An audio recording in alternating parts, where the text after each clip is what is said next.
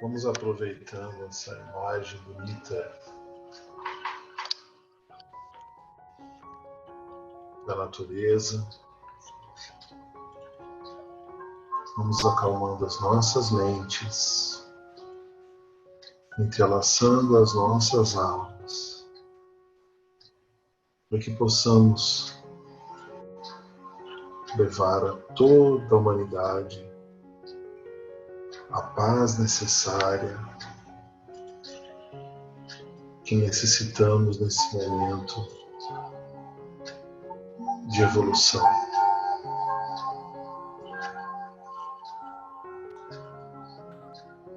Que as energias advindas da espiritualidade confortem aqueles que sofrem e fortifiquem aqueles que os veem sofrer.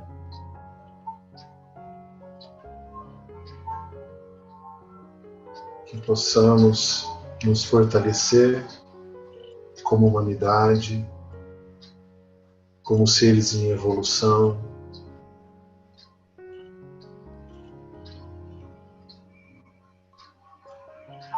elevando o nosso pensamento ao nosso Pai de amor e misericórdia. Pai, te pedimos fé, coragem, amor e confiança, para que possamos ser instrumentos da tua paz e do teu amor, tendo como norma de conduta o teu Evangelho. Que assim seja. Muito bem, tudo bom com todo mundo aí? Esse nossa nova modalidade de vida, né?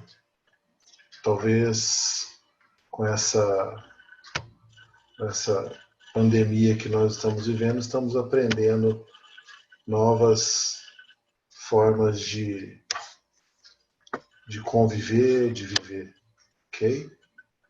Muito bem, então, seguindo a nova modalidade que o NEAP vem estabelecendo, que são as palestras online, nós iremos abordar o tema diferenças religiosas na família, um tema que nós já abordamos já uma vez aí presencialmente no NEAP, e que no momento é como que eu posso dizer, é um tema extremamente oportuno, porque no momento de pandemia, de guerra, etc., uma das coisas mais comuns é nós nos aderirmos cada vez mais à nossa fé e à nossa prática de cristianismo. Então, vamos sempre lembrar que todos nós, sendo cristãos ou não, temos uma fé a seguir e que todas devem ser respeitadas. Então, o Dalai Lama, que é um grande ser, um espírito extremamente iluminado, ele dizia: a melhor religião é aquela que te faz melhor. Então não adianta nós estarmos em um ambiente em que nós não nos encaixamos. Então, se pensarmos assim, alguns de nós vieram da religião católica, outros da religião evangélica. E os espíritas também, por que não, migram para outras religiões. Porém, acima de tudo, o que nós precisamos lembrar é a presença do Cristo. É a presença de um Deus maior, que nos guia e que nos ilumina. O Allan Kardec diz que o objetivo da religião, seja qualquer que seja, é conduzir o homem a Deus. Então, todos nós temos como objetivo seguir o caminho de Deus. Evoluir independente da religião em que nós nos encontramos. Seja você hindu, seja você budista, seja você indiano, o que for. O mais importante de tudo, judeu, né? O mais importante de tudo é termos dentro de nós o sentimento da religiosidade. Então, o Gordon Melton, fundador do Instituto só um minutinho, para Estudo e Religião Americana, também editor da Enciclopédia das Religiões Americanas, calcula que há cerca de 40 mil a 60 mil religiões diferentes no nosso mundo. Então nós seríamos extremamente egoístas de pensar que é só a nossa que é certa. Pode-se dizer que cerca de 50 mil, a grosso modo. Então, fazendo uma média entre 40 e 60, nós temos aí uma média de 50 mil religiões. O Christopher Pratt, da Universidade de Chester, do Reino Unido, fala o seguinte, que há 33.830 diferentes denominações de religiões cristãs. Por exemplo, catolicismo romano, Assembleia de Deus, metodista, são várias denominações, ou seja, vários segmentos cristãos no mundo. 33.830. Então nós pensamos, se nós temos 50 mil religiões, 33.830 seguindo Cristo. Então esse quadro nos traz aí um resumo bem interessante quanto às religiões no mundo. As que são destacadas são aquelas mais famosas. O cristianismo, a gente tem várias divisões, como nós já vimos algumas.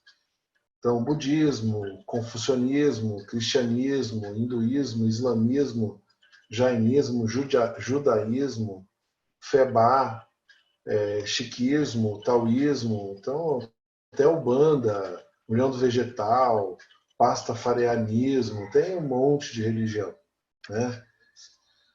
Independente de qual a forma de abordagem dessas religiões, o mais importante é respeitarmos uns aos outros e sempre lembrar do Pai. Então, no mundo, a gente tem aí 31% de cristãos, o que tem menos é 0,2% são os judeus, isso segundo dados de 2012. Dos cristãos, nós temos mais da metade, ou quase que a metade, né, 50,1% de católicos, 36,7% de protestantes, 11,9% de ortodoxos e 1,3% para os outros. Então, todas as outras denominações, inclusive a espírita, dentro desse 1,3%. Quanto à distribuição de católicos no mundo, nós temos aí na América Latina e no Caribe o local de maior concentração de católicos, que seria 39%, enquanto que nos Estados Unidos nós temos a menor taxa junto com as Filipinas, de 7% da população católica. Aí no Brasil, a gente tem uma distribuição, o maior... Estou pegando 2010 aqui, 64,6% dos brasileiros são católicos romanos. Espíritas, nós temos 2% da população brasileira é espírita. Evangélicos de total evangélicos, nós temos 22,2%. ou seja, os maiores religiões são essas, os católicos e os evangélicos. É fácil respeitar a religião do próximo? Essa é uma reflexão que a gente tem que fazer, né? Será que é fácil? Será que eu consigo respeitar as diferenças religiosas entre as pessoas? Muito bem. Respeito e amor devem falar mais alto do que as diferenças. Então, essa imagem que eu peguei na internet, a gente vê Flávio é católico, a esposa dele é Liliane evangélica, e eles criam a filha Paula, o que as duas religiões têm em comum. Então, ambos têm eles têm um acordo de paz entre eles. Obviamente que isso, com o passar do tempo, ela vai escolher um dos lados ou uma outra religião. Mas o mais importante é não se fazer o conflito entre os membros da família, que isso daí causa, inclusive, uma desistência da criança pela religião. Então, para que eu vou trabalhar na religião se a religião me traz briga, dor, sentimento de culpa? Então, a palavra-chave para eu ter harmonia na minha casa, harmonia no meu lar, quanto à religião, é respeito. Então, é a palavra-chave para boa convivência entre os membros de uma mesma família que seguem crenças diferentes. Mesmo em um país famoso pelo sincretismo, ou seja, por ser um país laico, como o Brasil, religião continua sendo um assunto extremamente delicado dentro e fora de casa. Então, respeito. Nós sabemos que algumas religiões tentam forçar a gente para ir para a religião deles, etc. Acima de tudo, devemos respeitar e, com paz no coração, respeito, vamos negando isso, se isso não for uma vontade nossa. E no círculo familiar, não respeitar a escolha do outro pode ser o estopim para sérias discussões, sérias brigas e desentendimentos entre marido e mulher, pais e filhos, irmãos, avós e avós e assim por diante. Ainda mais agora, né, gente, que estamos todos confinados no mesmo espaço. Então, isso daí, muitas vezes, quando você tem uma diferença dentro de casa, pode ser que você tenha algum tipo de discussão a respeito disso, né? Então, várias discussões são feitas quando nós estamos juntos, unidos. E essa discussão, sendo positiva, sendo uma discussão racional e não irracional, ela é até positiva. Então, para explicarmos essas diferenças, nós precisamos, inicialmente, só um minuto, analisar o homem social. No que diz respeito ao Espiritismo, segundo a pergunta retirada do LE, do Livro dos Espíritos. A vida social está em a natureza? Então, é importante vivermos em sociedade? Que é coisa mais atual que essa pergunta não existe, né, gente? Nós estamos em isolamento social. Está escrito aqui, ó, Livro dos Espíritos. Certamente, Deus fez o homem para viver em sociedade, não isolado. Concordam com isso? Estamos sentindo na pele? Não lhe deu inutilmente a palavra e todas as outras faculdades necessárias à vida de relação. Portanto, é natural, é uma lei natural de Deus o convívio em sociedade, para que busquemos em conjunto de nossas aptidões e virtudes o progresso moral e intelectual. Com isso, o homem se organiza em núcleos familiares. Nós precisamos, para que a gente conviva, a gente vive em família. Então, a gente vive em núcleos familiares, onde nós temos espíritos de todas as envergaduras, de todos os tipos. E esses espíritos de todos os tipos, eles são espíritos normalmente simpáticos ou missionários, que se reúnem a fim de auxiliar-se mutuamente na evolução durante a vida corpórea. Então, uma família inteira ela está em uma missão evolutiva. Então, o que nós não precisamos na evolução é discórdia. Porém, em casos de familiares ou mesmo famílias desregradas ou desequilibradas, pode-se notar uma união expiatória, onde dois espíritos com divergências se unem pelo laço de sangue, a fim de dar cabo a diferenças inferiores de sentimentos menos elevados. Então tá aí, ó. A religião, a diferença religiosa pode ser isso também, né? Eu ter como uma ferramenta de discussão, uma ferramenta de discussão evolutiva entre duas pessoas no mesmo espaço. Então, por meio do intermédio da justiça divina, o inimigo de outrora pode ser seu irmão agora. Irmão, marido, mulher, primo. Não vale ninguém ficar falando assim, então é por isso.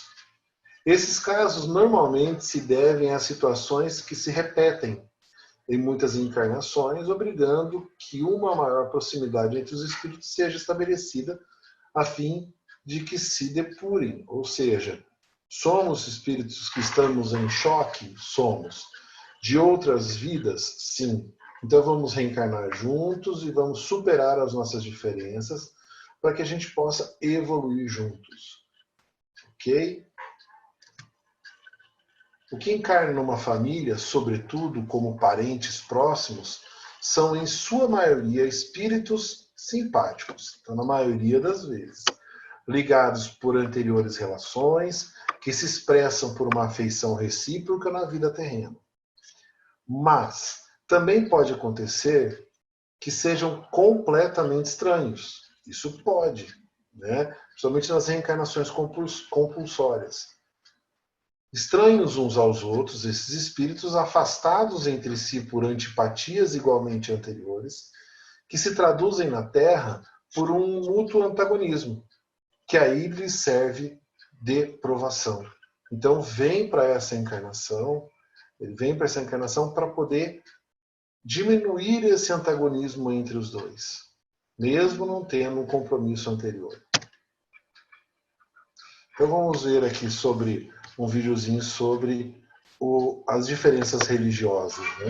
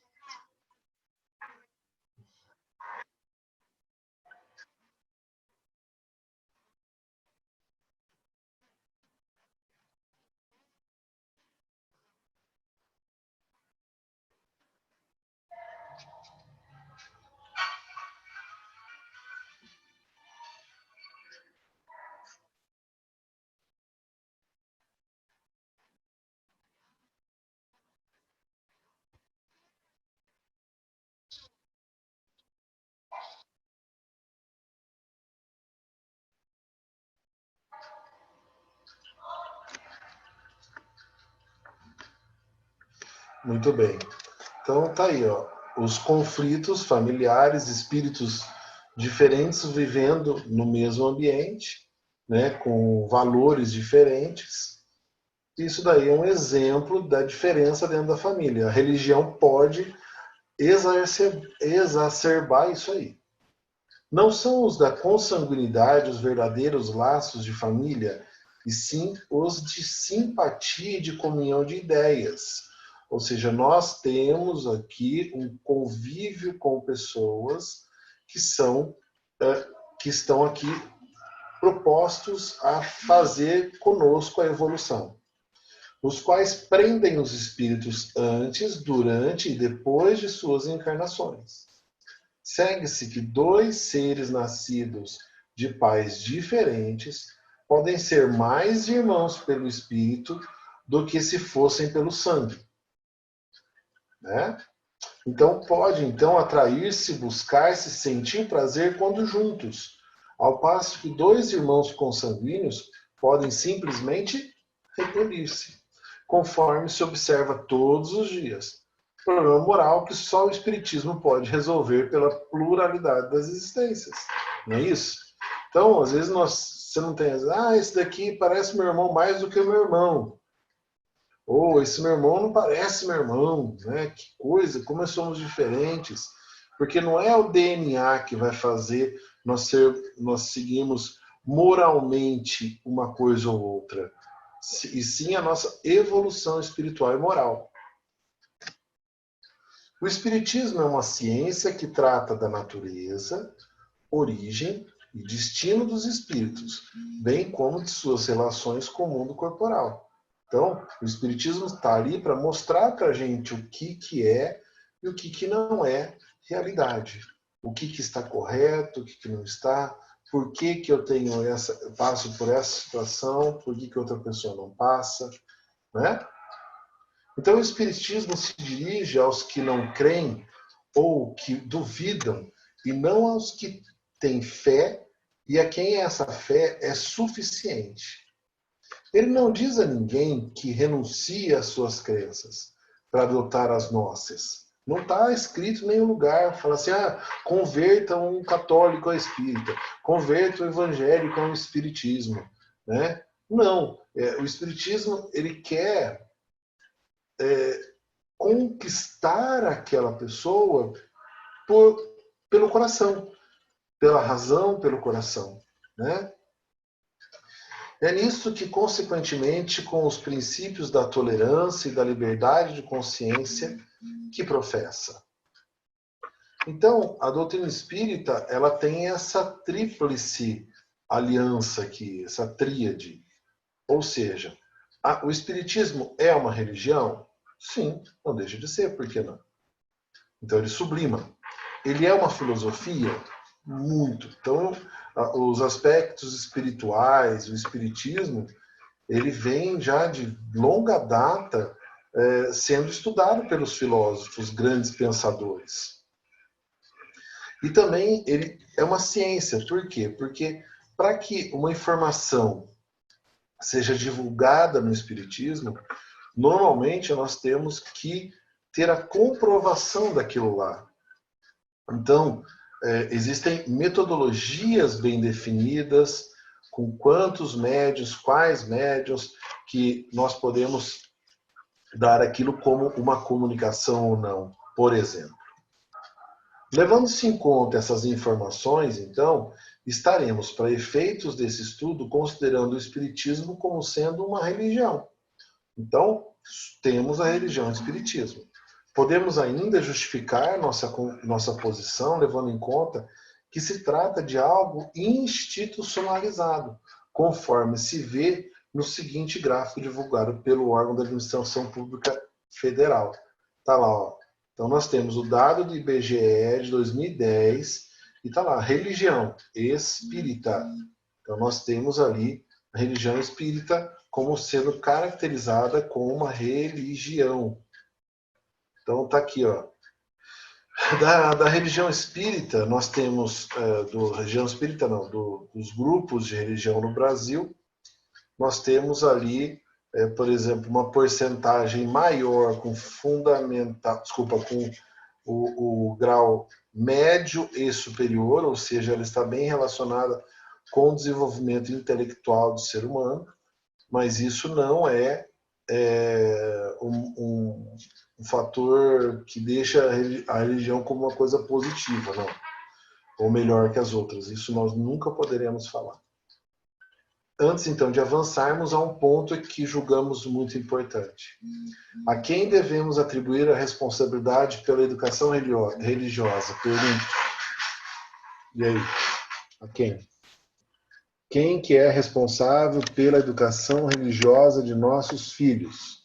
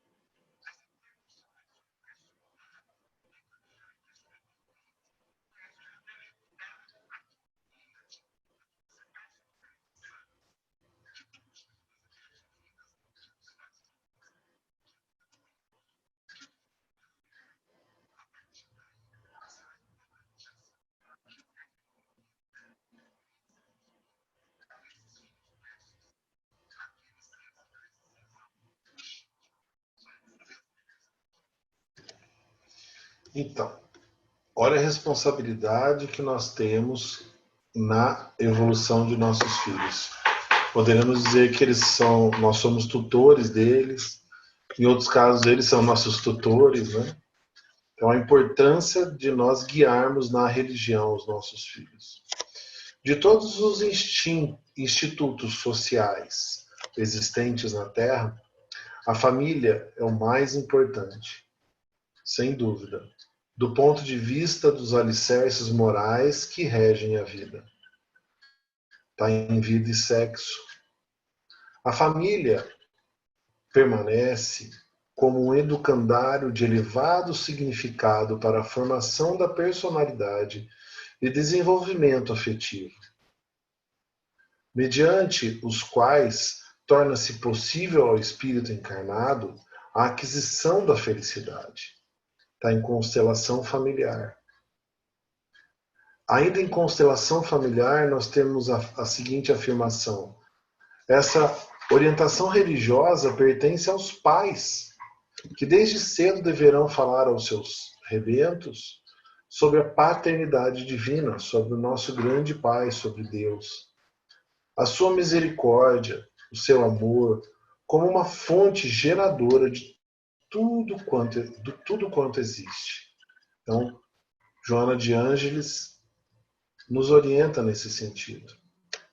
Desse modo, os pais devem encaminhar desde cedo seus filhos às aulinhas de moral cristã das religiões de sua preferência, que é aquilo que nós fazemos aqui todos os domingos. Pois, se deixarmos que eles escolham depois de adultos a que mais lhe convier, poderá ser tarde demais. O mundo não dá condições para isso, hoje. Seria o mesmo que deixá-los no analfabetismo para, na maioridade, escolherem qual ramo cultural desejam seguir. Ou seja, não leva para a escola, não ensina a escrever, não ensina a ler, e fala, não, quando ele ficar mais velho, ele escolhe se ele quer isso. Temos que convir que os pais não devem perguntar a seu filho de 7 anos se quer ir à escola. É seu dever levá-lo. Assim também devemos agir quanto à educação moral e religiosa. Está em Retratos de Família. Então, pessoal, nós precisamos sempre pensar, é nossa obrigação. Independente da religião que a gente tenha, eu preciso apresentar Deus ao meu filho.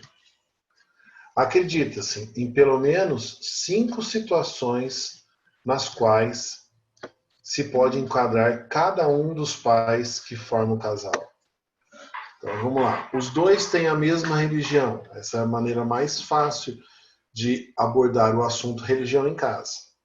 Um tem uma religião, o outro não tem nenhuma. Cada um na sua própria religião. Apesar de ambos serem espiritualistas, não professam nenhuma religião. São ateus, não acreditam em Deus e nem em seres espirituais.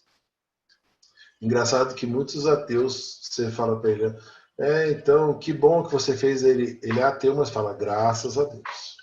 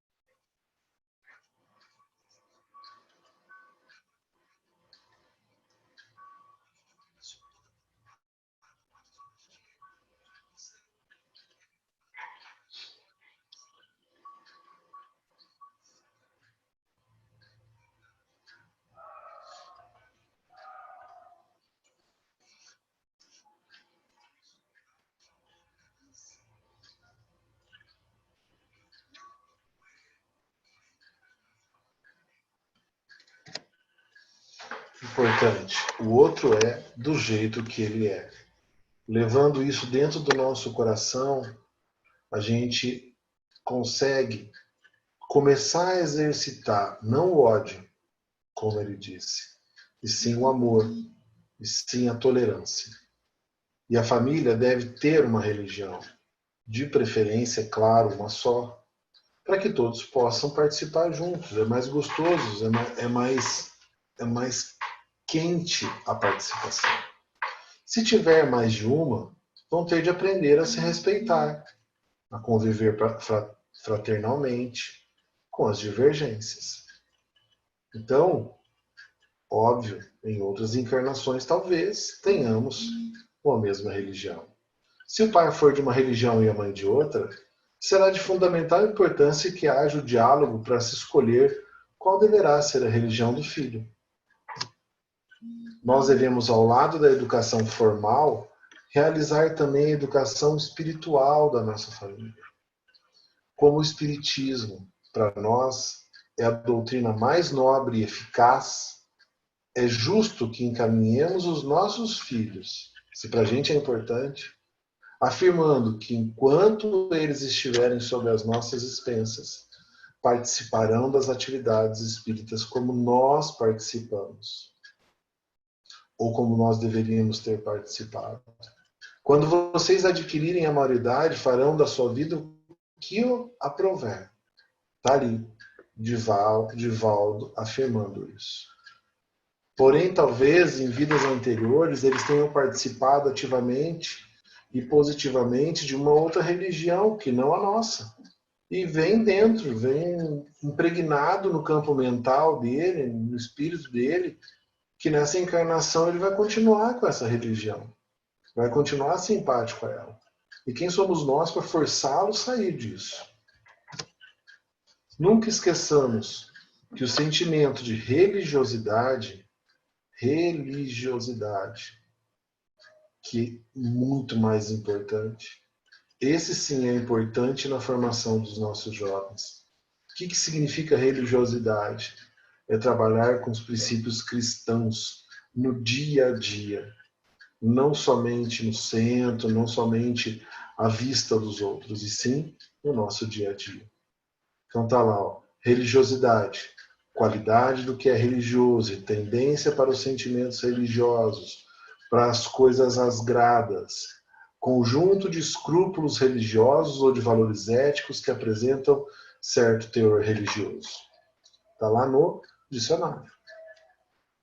Portanto, no nosso lar, desenvolve-se a afetividade, respeito pelos direitos alheios, o despertamento para os próprios direitos sem as extravagâncias, nem os absurdos de distribuir-se méritos a quem realmente não os possui.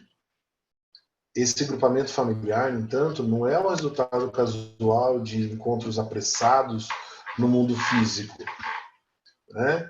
Havendo ocorrido nas esferas espirituais, lá em cima, que nós definimos a família que nós iríamos ter. Quando são desenhadas ali as programações, o planejamento reencarnatório entre os espíritos comprometidos, positiva ou negativamente, para que os ajustamentos necessários ao progresso sejam estes submetidos. Então a Joana de Ângeles, ela define muito bem nesse final. Então, qual que é a melhor religião? É aquela que te aproxima das pessoas através do amor, e não aquela que te afasta das pessoas através do preconceito, do ódio e da intolerância. Então, respeitem. Vamos respeitar a religião do próximo. Toda crença é respeitável quando sincera e conduz à prática do bem. As crenças censuráveis são as que conduzem ao mal. Deus não quer que a gente, Deus em nenhum momento ele nos ensinou matar, ter ódio um dos outros, e sim ter amor. Para a gente terminar com um pouquinho de humor.